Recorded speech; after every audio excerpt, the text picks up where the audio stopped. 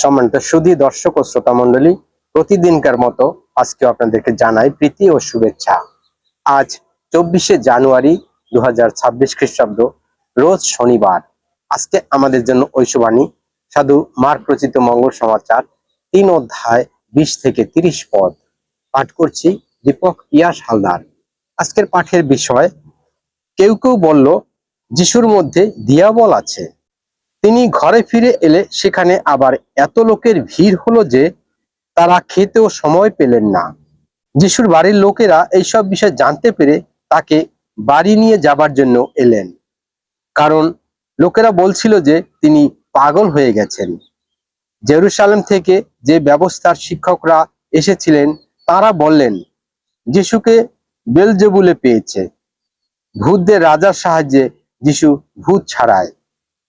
তখন তিনি তাদের কাছে ডেকে দৃষ্টান্ত দিয়ে বলতে শুরু করলেন, কেমন করে শয়তান নিজে শয়তানকে ছাড়াতে পারে?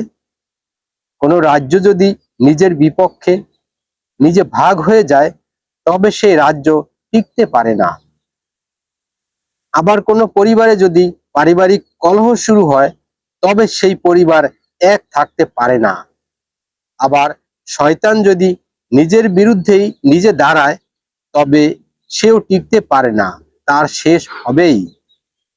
কেউই একজন শক্তিশালী মানুষের বাড়িতে ঢুকে তার দ্রব্য লুট করতে পারে না যদি না সে সেই শক্তিশালী লোকটিকে আগে বাঁধে, আর বাঁধার পরে সে তার ঘর লুট করতে পারে।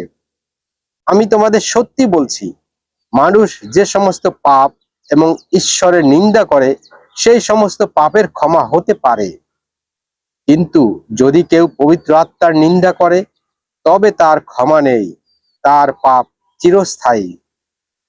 তিনি এইসব কথা ব্যবস্থার শিক্ষকদের বললেন, কারণ তারা বলেছিল তাকে অশুচি আত্মায় পেয়েছে।